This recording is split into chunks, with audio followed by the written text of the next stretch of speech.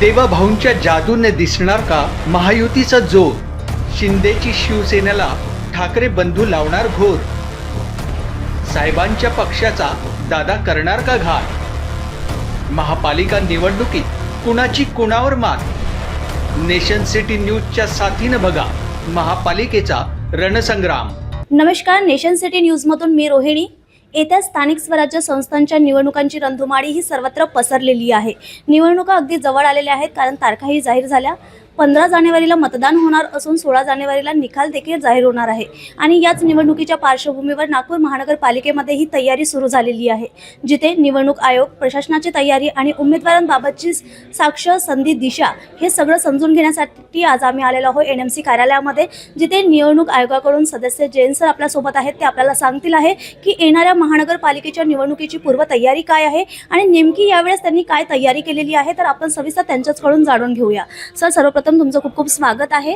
येत्या महानगरपालिकेच्या ज्या निवडणुका आहेत त्या दृष्टीने आता आपली तयारी निवडणूक आयोगाची कुठल्या टप्प्यापर्यंत आलेली आहे?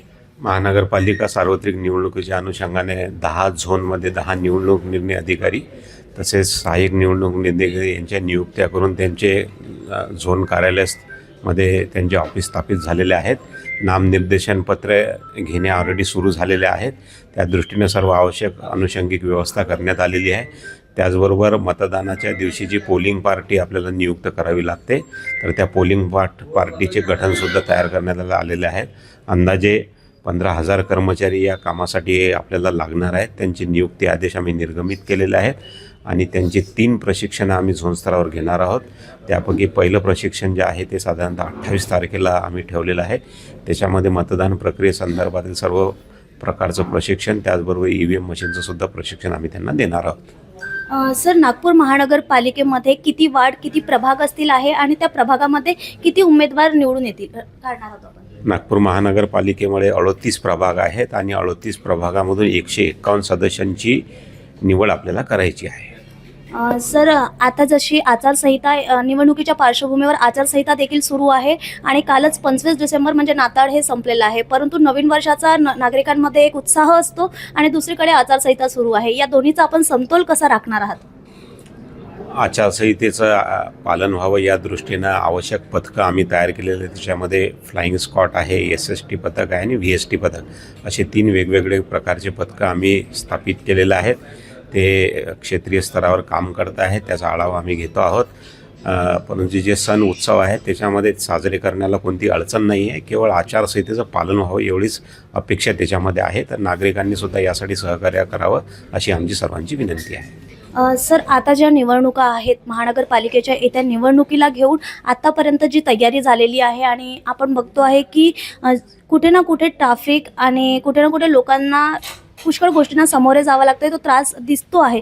त्यासाठी आता निवडणूक आयोगामध्ये काय होतंय, जी गर्दी आपल्याला पाहायला मिळते त्यामध्ये? सध्या निवडणुकीच्या अनुषंगानं नामनिर्देशन पत्र ज्यांना भरायचे आहेत त्यांच्यासाठी जे विविध कागदपत्रे लागतात, जसे नोटीस सर्टिफिकेट असेल, विविध घोषणापत्र असेल किंवा ॲफिडेविट असेल, तर या अनुषंगाने संबंधित जे अपेक्षित नामनिर्देशन भरणारे उमेदवार आहेत त्यांच्याकडून कागदपत्रांची जुळवाजुळव सुरू आहेत.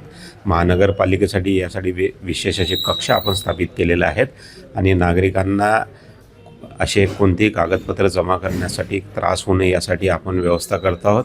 वेगवेगळ्या ठिकाणी वेगवेगळे काउंटर आपण निर्माण केलेले आहेत. तसेच झोन स्तरावर सुद्धा याबाबत आवश्यक काउंटर आपण सुरू केलेले आहेत. सर, निवडणूक प्रक्रियेदरम्यान पारदर्शकता राहील याची निवडणूक आयोगाकडून कशी तयारी केली आहे? निवडणुका नेहमीच्या निर्भय, पारदर्शक आणि मुक्त वातावरणामध्ये आपण घेत असतो. सर्व यंत्रणा त्यासाठी जे निवडणूक आयोगाच्या सूचना आहेत त्याप्रमाणे काम करत असते. जे पोलिंग पार्टीज आपण तयार केलेलं आहे, जे क्षेत्रीय स्तरावर पोल डेच्या दिवशी मतदान संपन्न करून घेण्याचं काम करतात, तर त्यांनासुद्धा आवश्यक प्रशिक्षण देऊन आम्ही आवश्यक सूचना निर्गमित करत आहोत. सर, येत्या निवडणुकीला घेऊन नवीन मतदार आहेत आणि तरुण पिढी आहे. या लोकांना तुम्ही नागपूरमधील महानगरपालिकाच्या येत्या निवडणुकीला घेऊन काय आवाहन कराल? हे सार्वत्रिक निवडणुका जे संपन्न होत आहेत त्याच्यामध्ये नागरिकांनी उत्साहाने मतदान करणं अपेक्षित आहे. त्यासाठी नागरिकांना वेगवेगळ्या माध्यमातून स्वीप प्रोग्रामच्या अंतर्गत आम्ही अपील करून अधिकाधिक मतदान त्यांनी करावं यासाठी वेगवेगळ्या माध्यमातून प्रयत्न करत आहोत. यासाठी वेगवेगळ्या संस्थांची मदतसुद्धा आम्ही घेत आहोत. वेगवेगळे इव्हेंटसुद्धा आम्ही यासाठी प्लॅन केलेले आहेत. खूप खूप धन्यवाद सर.